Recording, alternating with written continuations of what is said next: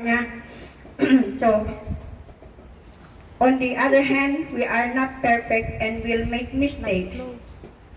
But Lord is wonderful. He is abounding in love. Amen. Amen. Minsan pa yung sabi nga how fast we confess our sins to God reveals our level of tolerance to distance in our relationship with God. Ibig sabihin, di ba, pag nagkasala tayo, na-convict tayo na, nagkasala ako, yung ibig sabihin, agad-agad mo ihingi ng kapatawaran. Yun ang ibig sabihin nito.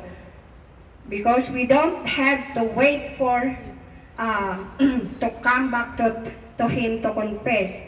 As soon as the conviction hits, we can go ahead and get our knees before His throne. Where grace and mercy awaits us. Kasi sinabi niya sa kanyang salita sa Hebrews 4:16, let us approach the throne of God with confidence. Diba? So that we may receive mercy and find grace to help us in our time of needs. So, kailangan talaga, pag tayo ay na-convict na kaagad-agad, kung tayo ay nagkasala, humingi lang tayo ng kapatawaran sa ating Panginoon. Siya ay magpapatawad sa atin, katulad nga sa kanyang sinabi, that He is faithful and just to forgive us and cleanse us from all unrighteousness. Amen. So, punta na tayo sa Thanksgiving. Number 3, Thanksgiving. Lagi tayong dapat mapagpasalamat sa ating Panginoon. And Thanksgiving is expressing gratitude to God. Sa lahat ng bagay na naranasan natin, lagi tayo ay dapat magpasalamat sa ating Panginoon. Thanksgiving is dwelling on the blessings that God give us. Life circumstances can sometimes keep us from noticing our blessings, especially in the lows of life. Yung kung mababa na yung ating mga pinagdad, yung parang yung very yung down ka na, yung ibig sabihin. Kahit down ka na, di ba?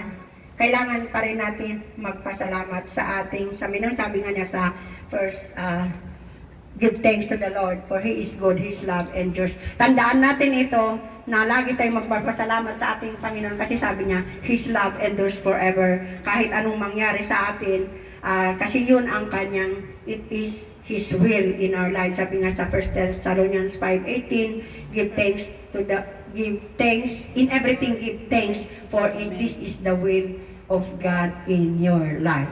So, dapat talaga tayo ay laging magpasalamat sa ating Panginoon, anuman mga sirkumstansya ng ating buhay. God's blessings are all around us, but we must be in the habit of acknowledging His blessings and sincerely thanking Him. Amen. Let us daily thank our God for all our many blessings.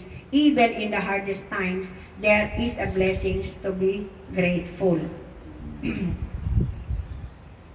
Amen. Amen.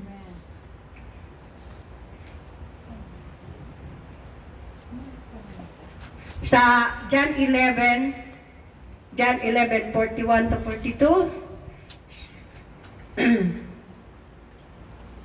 Bakit parang iba to? Ito.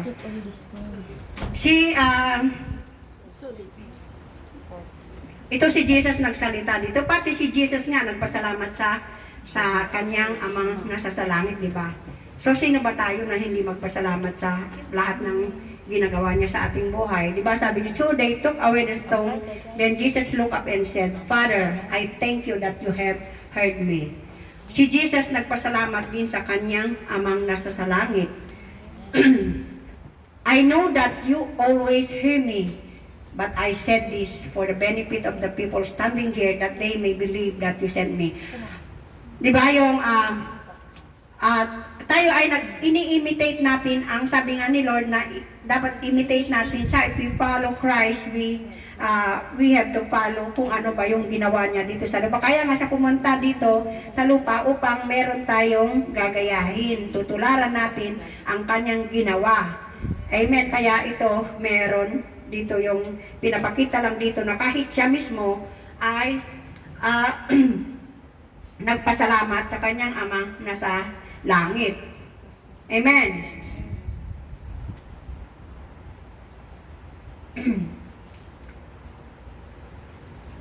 Marami akong verse dito pero kasya pa ba oras?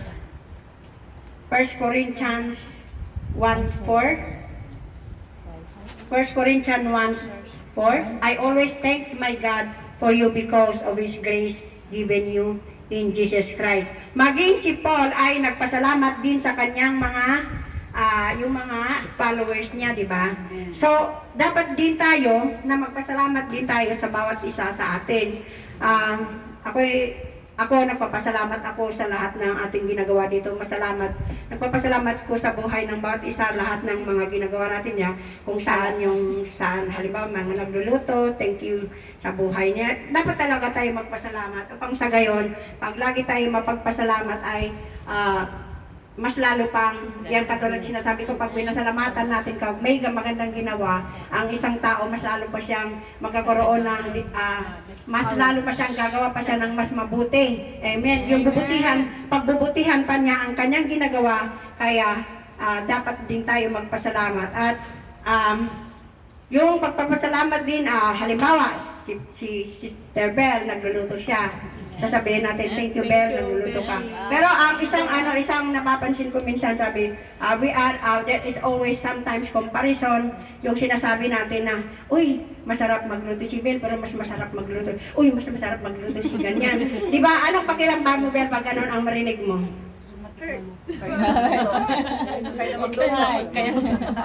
Di ba?